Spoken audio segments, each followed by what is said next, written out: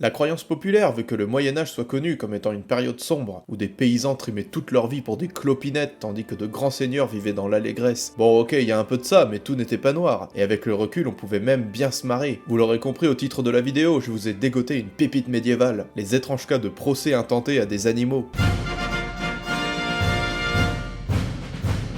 Salut les jeunes, je suis Tillinghast et aujourd'hui on juge ce raton laveur pour vol de nourriture. Durant l'Antiquité, il existait une loi permettant la mise à mort d'un animal qui aurait tué ou blessé un homme, mais c'est en 1226 qu'apparaît la première condamnation animale documentée, et c'est dans la commune française de Fontenay-aux-Roses qu'un porc fut brûlé vif pour avoir dévoré un jeune enfant. Il méritait de finir en bacon. En 1386, un juge de la commune de Falaise condamne une truie car elle a mortellement mordu un enfant à la jambe et au visage. Avant d'être mutilé et pendu, le cochon avait été humanisé en lui faisant porter un haut de chausse, une veste et même des gants blancs à ses sabots.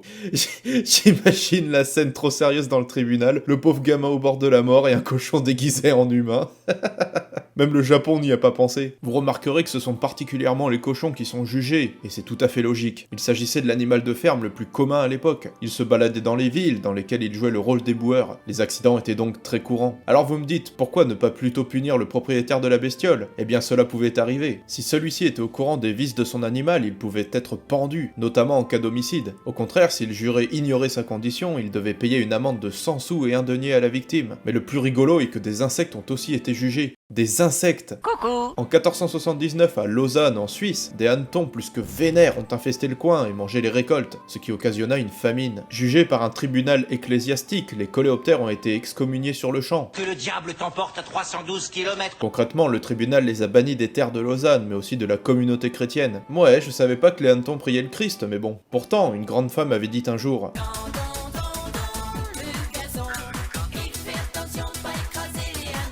D'autres petites bêtes ont aussi été jugées, comme en 1554, toujours à Lausanne, ce sont des sangsues qui ont été excommuniés pour avoir tué des poissons. On ne pourra pas trouver plus absurde. Ah, on me fait signe que oui. Bon bah ok, faisons un bond dans le temps jusqu'au 23 avril 1794. La Révolution française fait rage et une famille de Béthune se trouve dans la tourmente. Et pourquoi donc? Eh bien parce que leur perroquet a la fâcheuse manie de crier « Vive le roi !» qui avait pourtant été guillotiné un an plus tôt. Après un succinct passage au tribunal révolutionnaire, la famille est guillotinée pour, je cite, s'être rendue coupable d'actes anti-révolutionnaires. Quant au Piaf, il a été rééduqué et a appris à crier « Vive la nation !» mais aussi « Vive la République !» Ouais, je fais très bien le perroquet. Le dernier procès d'animaux officiel date de 2003. Ce sont des anciens du village turc qui ont condamné à mort un âne au comportement agressif. Je ne me remets toujours pas du coup du cochon habillé en homme. Ça me fait penser à cet épisode des Simpsons, là, vous savez, quand Homer kidnappe le cochon mascotte d'une université. Si cette capsule vous a plu, n'oubliez pas de vous abonner et de clocher, vous connaissez la chanson. Quant à moi, je vous retrouve dans une prochaine vidéo. Salut les jeunes!